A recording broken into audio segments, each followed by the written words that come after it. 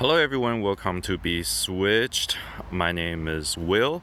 I'm doing a special mini-series on Wizard Unite, a new mobile game by Niantic Gaming, which is the developer who made Pokemon Go, and Ingress as well.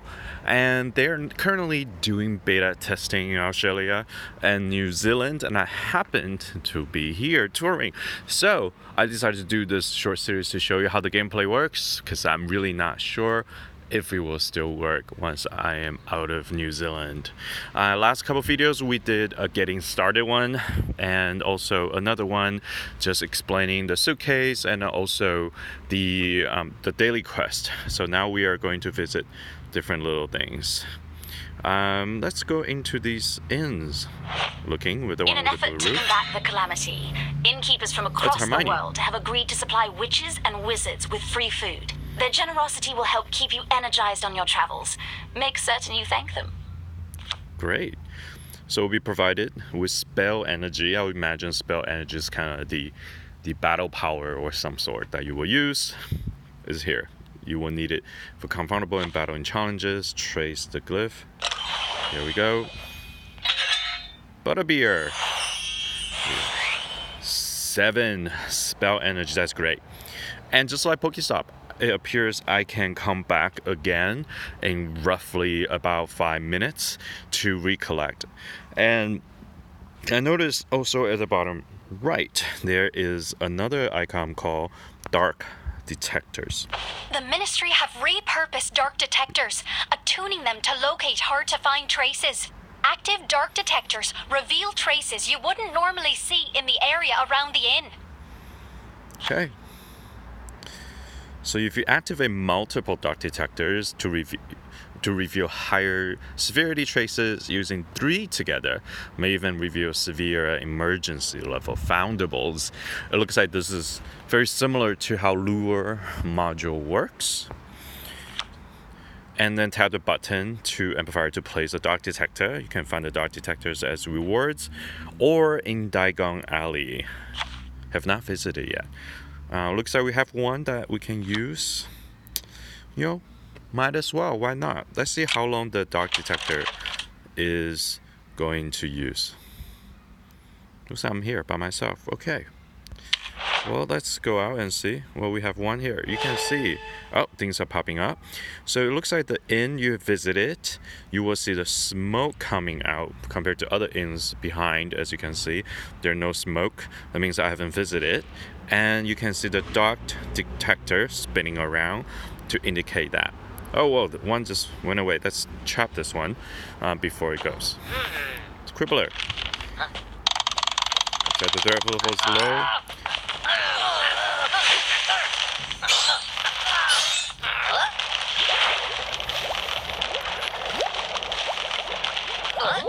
That worked? Yes, that worked. Nice.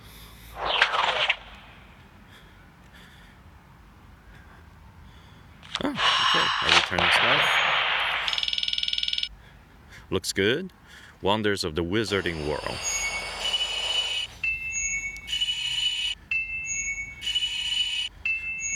Nice. I think at the early level you tend to get a bunch of new things for the first things that you've done. Okay.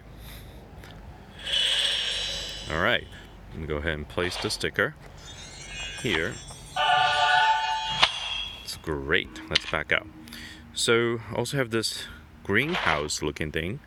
Let's see what it is. So when you visit a greenhouse, you'll be provided with ingredients for use in potion brewing or other useful items. It looks like it will be a little while before I can. I don't really know, like there's different leaves, but I guess it's just taking a chance to see what you will get. Okay, got roots and bean. Great. Again, I can come back in roughly about 5 minutes. You can see the visual indicator is a red flag above the greenhouse, so you know that you have visited it and you can come back a little bit more. So up there we have another blue house, a blue roof inn, and a green roof something, not sure. One thing that you'll notice is that the screen tend to flicker a lot as you're walking around. Sorry again, apologize for all the surrounding sounds. This is to show you that I'm really out and about playing this game. And unlike Pokemon Go, you can keep the map lock. And in here, it doesn't seem to be able to do so. Really is trying to align with the direction that you're going. And we walk around and phone moves around a little bit, so the screen tends to move about. There's a compass on the right hand corner, but it doesn't seem to do anything when you tap it. But it does tell you the weather though. It's overcast day. I don't know why the condition is interesting. I guess that we'll see. Just like how the weather has given certain strains to certain Pokemons, to Pokemon Go, and then therefore the weather might affect some of the traces as well. So what I'm going to do is I'm going to tap on the map just to lock it a little bit so you don't get dizzy from watching this one. There's still 2 more things that we can go visit right now. Oh, looks like this giant red building is ready for me to access. It's within range, but I'm gonna visit the little green one first and then come back to this red one. It's interesting, as if you have played Ingress and Pokemon Go, you know that they do share a lot of landmarks or stops between those 2 games, and now this 3rd game also share very similar things. So I imagine this real Green Roof Inn is also a Pokestop, and at this red big building is a gym. So I imagine that maybe in the red roof one is something that we can visit. So now the green roof is in. Oh, looks like it's just another inn. It's great. Oh wow, this is a nice big meal. Coming from a smaller inn, that's interesting. I can come back in about 5 minutes to collect more spell energy. As you can see, smoke is now coming out of the inn to indicate that I visited it. Now let's go into this big one. When the Foundable spell was cast, these fortresses appeared across the world, trapping the rarest and most powerful Foundables inside. So these are fortresses where Foundables are trapped. Hermione thinks the challenges found within fortresses could be some sort of a magical test. Let's go into the chamber and take a look. So you can select the runestone to use. Runestone define both how difficult the challenge will be and as well as the reward that they will deliver. Use more powerful runestones, generate more difficulty, but yields greater rewards. So that's great. I think this yellow one might correspond to just about to various start. things. I hope you're ready to be tested. Looks like, as you can see here, they are waiting for player. So it appears in fortresses you can play alongside with other players. But since I'm beta testing here, kind of alone, I'm going alone. But it's kind of nice. It's only a 30-second wait instead of like Pokemon gyms. Usually, if you're going into a raid, it takes about, 2 minutes wait time before you can start.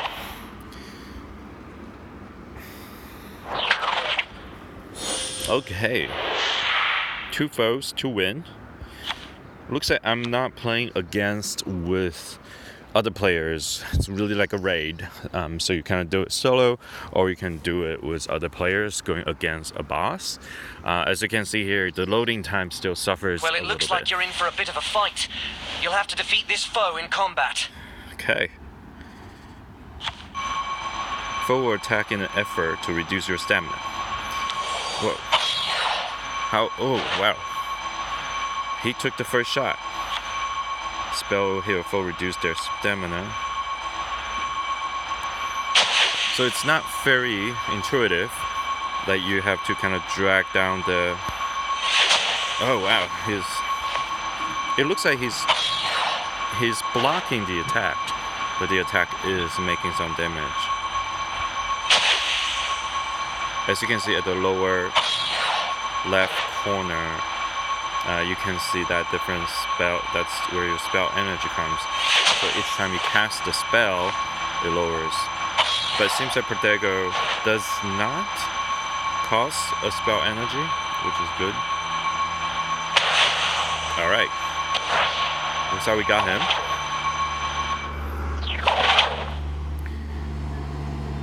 Let's try this one too. A Death Eater.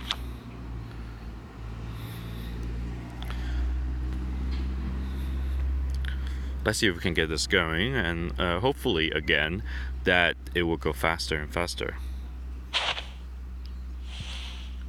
I'm such a low level right now, and I'm very surprised I'm going up against a Death Eater.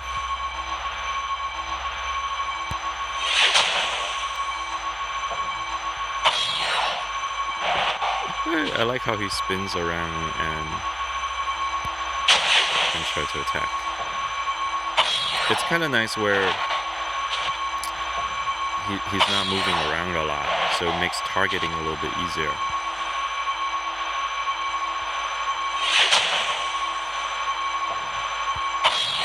I guess that's just how he does the spell.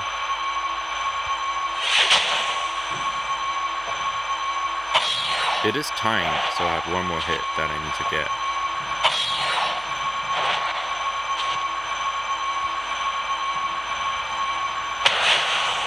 Here we go. We got it. In battle, that's actually quite nice. Well done. Now don't rest on your laurels. There are more challenges waiting, and more Foundables to return.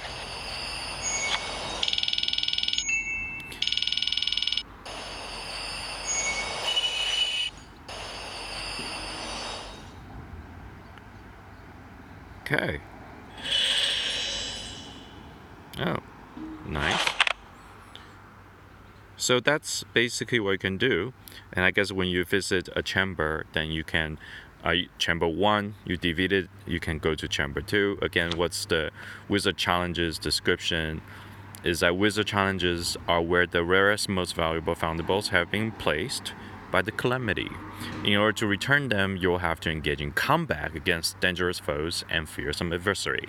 You can join the chamber with your friends to participate in the same wizarding challenge. That's great. Once a wizarding challenge begins, hop on the foe to learn more about them and engage them in combat. And successfully complete a chamber, defeating all foes before time runs out. I guess the time clock doesn't stop. Once you finish the foe, you just kind of have to keep going. And use scrolls and spell books in profession lessons to become a better equipped to defeat more difficult chambers. That's pretty cool. So unlike raid battles, you can have different ways to level up. It's quite similar to an RPG game, which is quite fun. When you type on the things, it also tells you what the particular placement of this is at. Alright, so that is the short play of visiting different stops. We have visited inns, like this one in the Green Roof, and go in again. We've also visited the greenhouse, so visiting inns to get spell energy, visiting the greenhouse to get more ingredients to brew potions, and then also visit Fortress to have higher level foundables that you can beat that are time-based. It does cost spell energy, so essentially you're going around different inns to find the spell energy to allow you to go into Fortress and fight to find foundables. In the more predictable manner to say. As you can see up front, the dark matter detector is still going, still a little spinning yellow icon. If it's like the lure module, I would imagine it will be there for about 30 minutes. And we'll see if that's the case. But I'm walking back there just a little bit to see if the dark matter or the dark detector has found a few more things for me to return to the registry. But it looks like it's been more than 5 minutes. I can go back to the greenhouse and collect a little bit more ingredients for brewing potions. I think as the game gets harder, you will have to use potions to cast stronger spells, and so on and so forth. I'm gonna pick one that is not the most leaves.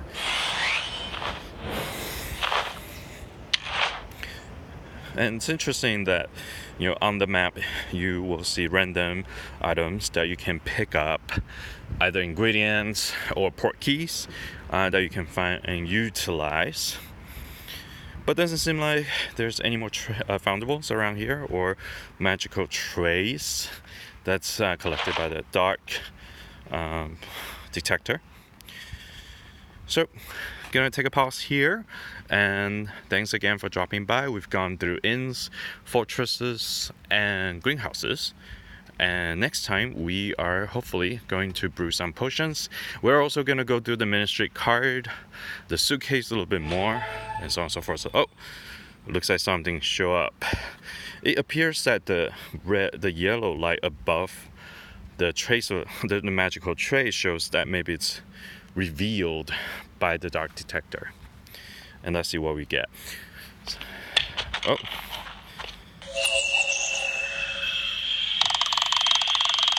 It's severe. Oh wow. Would that go? Would that go? Let's try it again.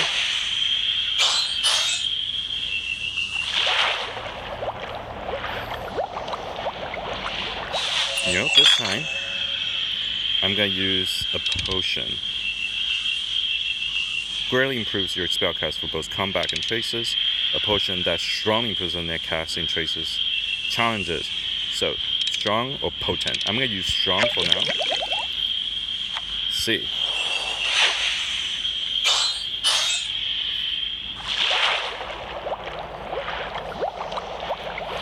Oh wow, still resisting.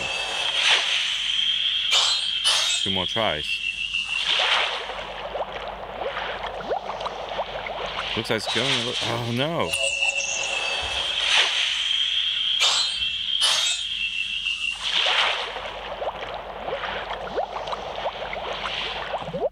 Yes. Looks like using the potion does help. And we're able to find him. Wow, he looks like Colin Firth. Colin Farrell, sorry. Got Aurora back to headquarters. It's pretty cool. The rank got higher. Lots of XP, which is good.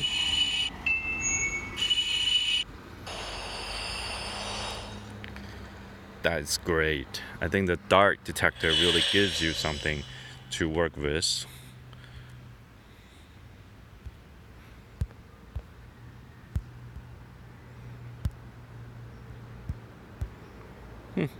Looks like we're a little stuck here, but that's it. Thanks for dropping by. Until next time, switching off, we will have a few more videos describing the game and how it works. Laters.